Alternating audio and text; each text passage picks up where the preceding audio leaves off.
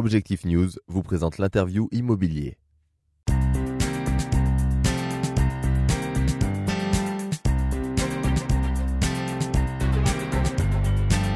Bonjour à tous, merci de nous rejoindre sur objectifnews.tv. Nous recevons Alain Garès. Bonjour. Bonjour. Vous êtes directeur général de la SPLA du Grand Toulouse, ce qui est la société publique locale d'aménagement. Alors chargé de deux grands projets, le futur parc des expositions et le futur quartier Matabio.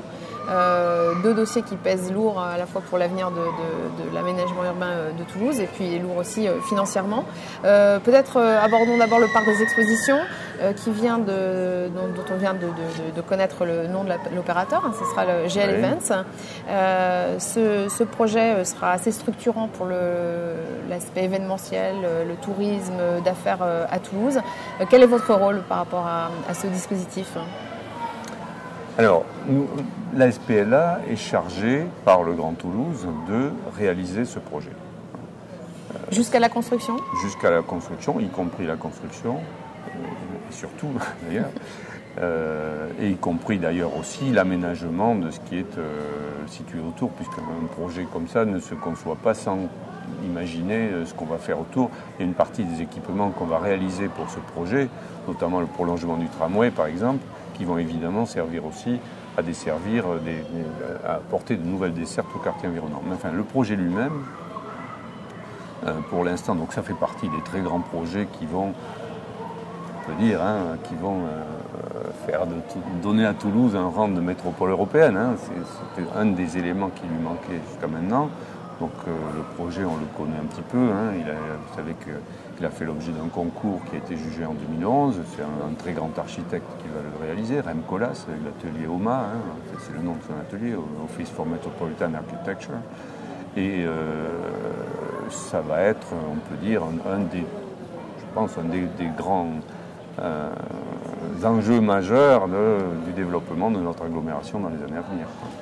Donc vous, aujourd'hui, là dans le calendrier, quel est votre rôle ?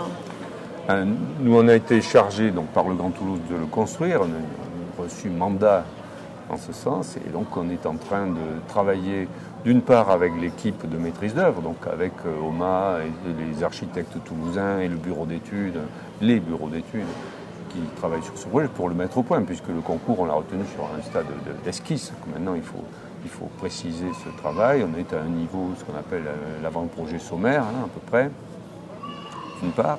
Il faut mettre au point toutes les dessertes, tout ce qu'on fait autour du parc et qui est nécessaire à son fonctionnement. Donc ça, c'est encore mis au point. Et puis, il faut aussi faire toutes les procédures un petit peu préalables à ce travail de construction, puisque c'est important, et c'est d'autant plus important que le projet est lourd. Donc, 300 millions d'euros 300 millions d'euros si on additionne tout.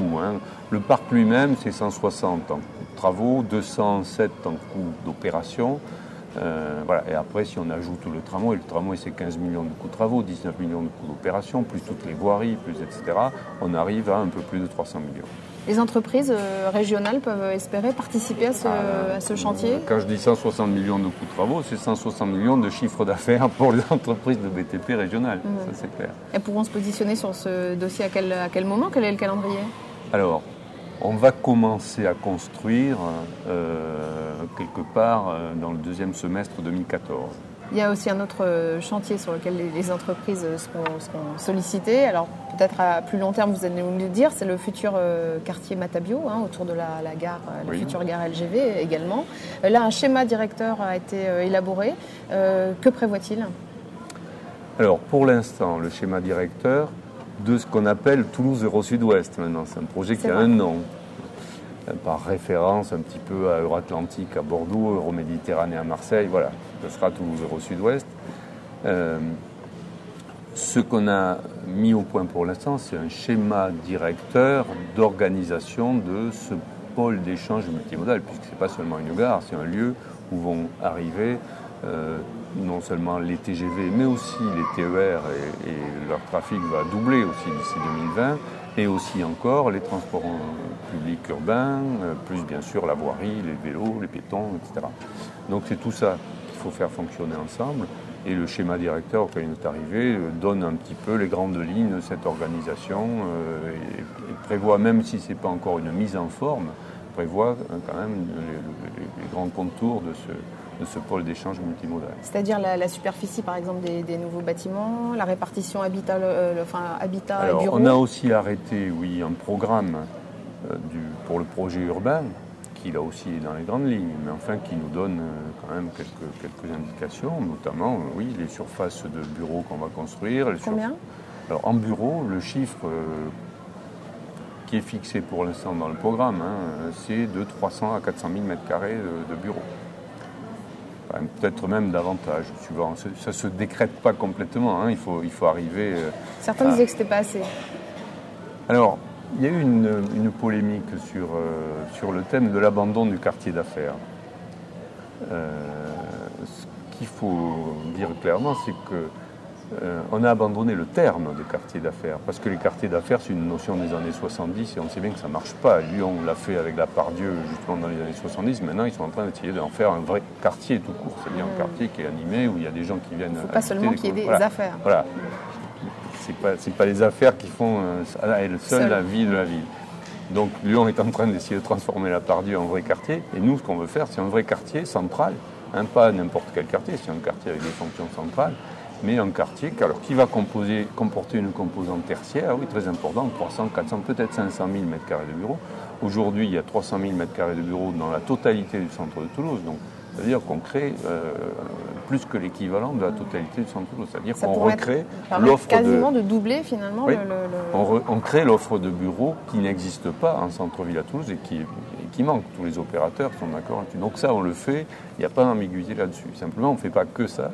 On fait aussi un pôle commercial parce que les commerces, on sait bien que ça fait partie maintenant des pôles... d'attractivité. Dans un pôle d'échange, quel qu'il soit, les aéroports, les gares, on voit bien que le commerce fonctionne bien parce qu'il y a un flux naturel. Matabio, le pôle d'échange multimodal, ça sera 100 000 personnes par jour en 2020.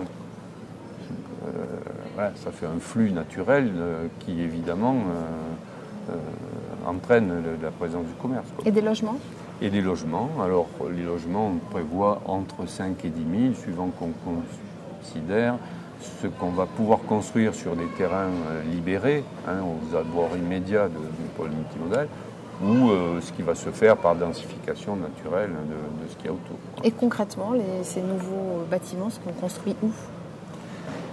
Alors, ils sont construits en partie sur des espaces libérés par les activités ferroviaires qu'on va rationaliser, puisque c'est le premier enjeu, il ne faut pas l'oublier, de ce projet, qui est d'abord avant tout un projet ferroviaire. Donc le premier enjeu, c'est de mieux organiser, de rationaliser les installations ferroviaires. Donc c'est un travail, là aussi, dont on a tracé les grandes lignes avec un schéma directeur, pour qu'on sait où on va mettre les TER, les ateliers, le TGV, etc. Et donc ça dégage quand même un certain nombre d'espaces qui vont être utilisables pour le projet urbain, à proprement parler. En plus de ça, autour de la gare, on a d'autres endroits, par exemple ce qu'on appelle les ateliers du raisin actuellement, qui ont un atelier municipal. La ville y entretient ses camions d'hiver, donc qui n'ont pas vocation à rester là. Donc on est en train d'étudier le déplacement. Et à cet endroit, on peut bien sûr faire, ça sera surtout du logement. Voilà. Donc il y a un certain nombre d'espaces. On est dans un milieu très contraint, c'est sûr, mais on peut quand même dégager un certain nombre d'espaces pour construire au total quelques centaines de milliers de mètres carrés. Et au niveau de la densité, qu'est-ce que vous envisagez ? Quand on parle on a dit jusqu'à 1 million de mètres carrés. Quand on parle de ça, on reste dans des niveaux de densité et de hauteur qui sont les hauteurs actuelles de Toulouse. C'est du R+7, R+8 quand ça monte haut. Pas plus. Et c'est possible, voilà, ça rentre. Après, vous savez, la question de monter plus haut, c'est bien sûr une question de choix d'esthétique, mais c'est surtout une question de marché. Un immeuble plus haut, il coûte plus cher, il faut accepter de payer plus cher au mètre carré. Donc est-ce que le marché toulousain sera prêt à le faire ? Pour l'instant, ce n'est pas le cas. Donc voilà, la question se posera un peu plus tard. Quel est votre parcours, vous, Alain Garès ? J'ai fait une formation économique. J'ai fait l'ESSEC. D'accord. Mais il y avait à l'ESSEC déjà, il y a toujours, ça s'est renforcé, une option aménagement, urbanisme. Voilà. Et puis je l'ai complété par une étude d'économie urbaine aux États-Unis à Wharton. Et avant ce poste de directeur général de la SPLA j'étais directeur général du développement urbain à l'agglomération, la ville et l'agglomération, le Grand Toulouse, donc depuis 2009, pour lancer un petit peu les grands projets qu'on a maintenant, donc notamment ceci.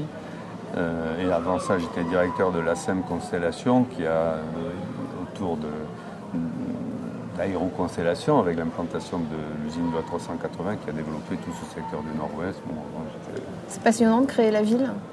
Bien sûr, bien sûr. Alors même s'il y a un côté un peu frustrant qui est qu'on travaille pour le très long terme. Quand on parle de Matabio, on parle de choses qui vont se réaliser qui seront terminées, si tant est que ça le soit un jour, dans 20 ans ou 30 ans. En même temps, on est bien obligé de réfléchir maintenant, parce qu'on ne va pas faire quelque chose qui serait juste suffisant pour 2020 et qui serait obsolète en 2021. Donc il faut, et ça c'est le rôle des politiques et de leurs outils que nous sommes, il faut se projeter dans l'avenir, même lointain, pour préparer des grands projets comme ceux-là, qui sont à l'échelle d'une génération. Merci Alain Garès. Avec plaisir.